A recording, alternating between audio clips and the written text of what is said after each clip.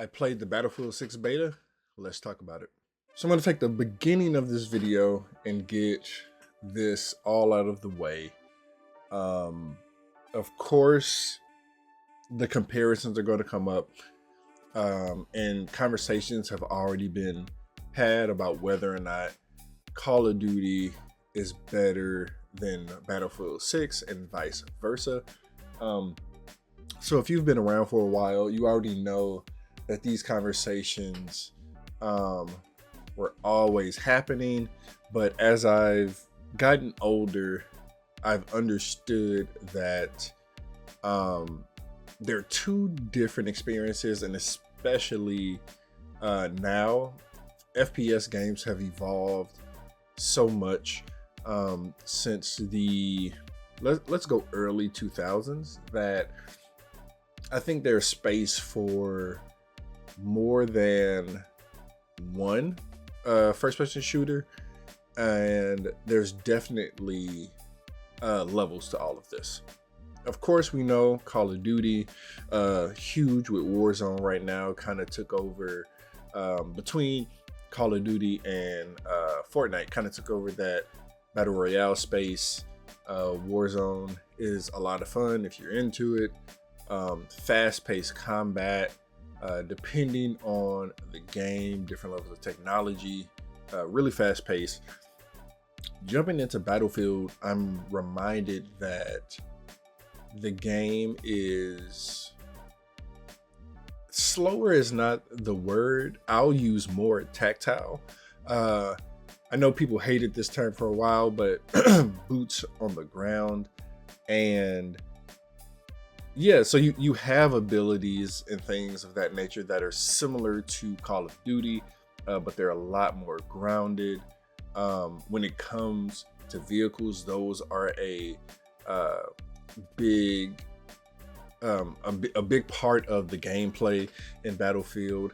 In Battlefield 6, they are bringing back the destructibility of the different buildings.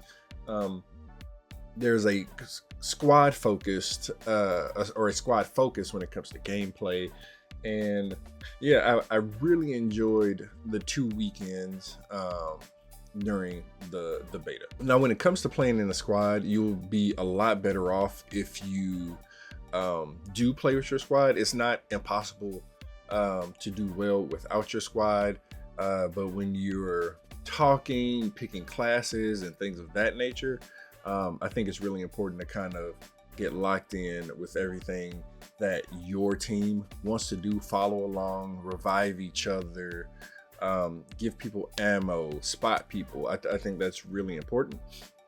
Now, one of the changes that I'm not sure how I feel about it, there are 4 classes, and within those classes, in previous games, you were kind of locked into a certain archetype. Of course, with a sniper, you had certain abilities, you had certain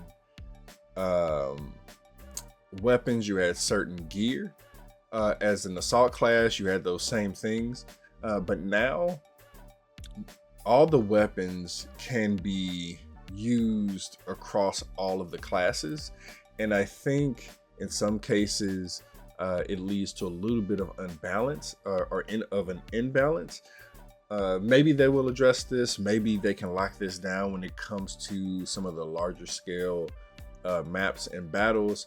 I don't think it matters as much in things like what did I play? A squad deathmatch, where you have just all these people on a smaller map running around. I don't think it matters as much there. Play with what you want to play with. But yeah, I've just been having a ton of fun with the game, and I can't wait until October to jump back in there. Until then, Delta Force just released on console. It has been out on PC for a while, but I'm going to try to check that out. We're going to probably do some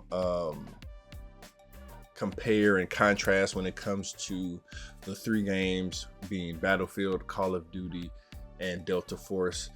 So far, I am enjoying Delta Force. It does have some Battlefield like gameplay and some Battlefield like game modes, but there's a ton in that game, and for the most part it's free to play. So yeah, if you got a chance to play the beta over the past 2 weekends, let me know what you think. Are you going to pick up the game in October?